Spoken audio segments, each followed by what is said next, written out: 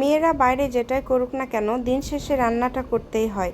আসসালামু আলাইকুম, আরও একটি নতুন ভিডিওতে সবাইকে ওয়েলকাম করছি। আজকে সকাল থেকে সব রান্নাবান্নাগুলোই তোমাদের সাথে শেয়ার করছি। সকালে উঠেই যেটা করতে হয় সর্বপ্রথম সেটা হচ্ছে সারফরাজ স্কুলে কিছুই খেয়ে যায় না।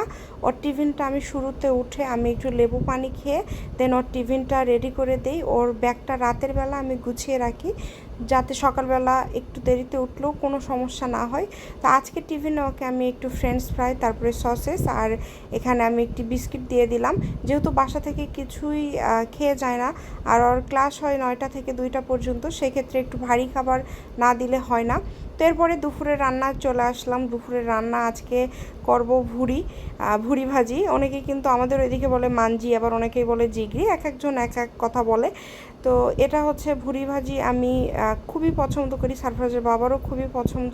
তো আজকে ভাবলাম একটু ভুড়ি ভাজি করে নেই আর তার সাথে একটু ভাত, যেহেতু আমরা ভাত খাচ্ছি না আজকে এই ভুড়ি ভাজি করব, এই জন্যই আজকে ভাতও একটু রাইস কুকারের ওইদিকে তুলে দিয়েছি, ভাতটাও হয়ে যাচ্ছে আর এইদিকে ভুড়িটাও আমি ভাজি করে নিচ্ছি। আর ভুড়ি ভাজি অনেকেই কিন্তু প্রেশার কুকারে দেয়, আমি আসলে প্রেশার কুকারে দেই না, কারণ আমার মনে হয় যে এইরকম কড়াইয়ে ভেজে ভেজে রান্না করব এটার টেস্টটা আমার কাছে মনে হয় অনেক বেশি, কারণ আমরা তো ছোটোবেলা থেকে আমাদের মা চাচিদেরকে এরকমভাবে রান্না করতে দেখেছি।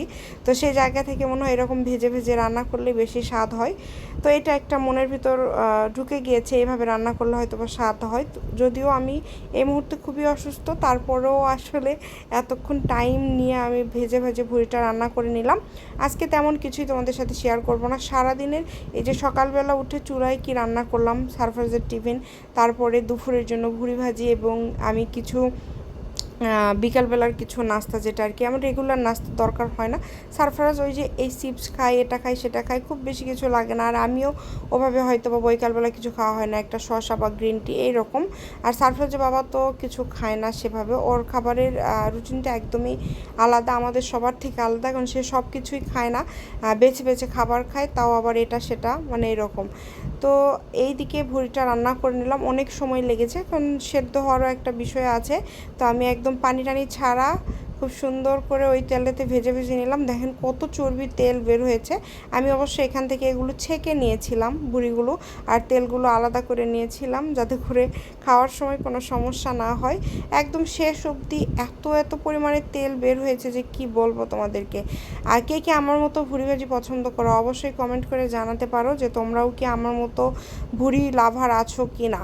তো এরপরে যেটা করলাম, এই যে বিকালবেলা আমার কাছে বেশ কয়েক রকমের চিপস ছিল, যেমন এইটা একটা, এটা আমি প্রথমে দেখছিলাম যে এটা ভাজার পরে কেমন হয়। এর আগেও যদিও এটা আমি এর আগেও একদিন ভেজেছি।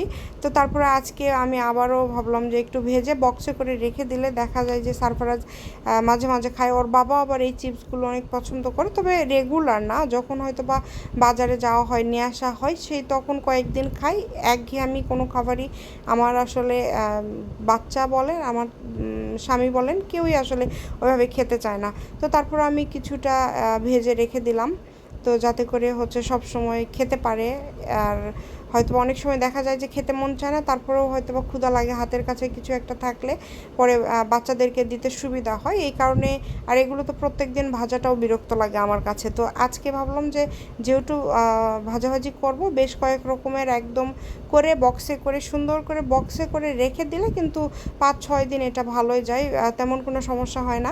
আর শুধু যেহেতু সারফরাজ একাই খায়, মাঝে মাঝে ওর বাবা একটু খায়, তাই আসলে খুব বেশি একটা যে হচ্ছে নষ্ট হয়ে যায় বা হচ্ছে হয়ে যায় এরকম কিছুই হয় না, রেখে দিলে বেশ কয়েকদিন আসলে চলে যায়। তো আমি একটু বেশি করেই ভেজে ভেজে নিচ্ছিলাম, সব বক্সে করে সুন্দর করে সংরক্ষণ করব যাতে করে আমার কয়েকদিনের ঝামেলা না হয়। আর সারফরাজ বাবা যখন এই চিপসগুলো নিয়ে আসে, অনেকগুলো নিয়ে আসে, যদিও বলে একসাথে এতগুলো নিয়ে আসার কোনো প্রয়োজন নেই, তারপরেও নিয়ে আসে। তো এই যে যখন ফুলে ওঠে না এই চিপসগুলো দেখতে আমার কাছে এত ভালো লাগে মাশাল্লাহ যে কি বলবো। যাই হোক, আর এটাই হলো আজকের আমার সারাদিনের ছিল কাজ, যেটা হচ্ছে সকালে টিফিন, তারপরে ভুড়ি রান্না করলাম, এখন সব চিপসগুলো ভেজে রেখে দিচ্ছি। আর এরকম করে রেখে দিলে দেখা যায় যে একটু যখন সুবিধা হয় আর কি। তো সবাই ভালো থাক।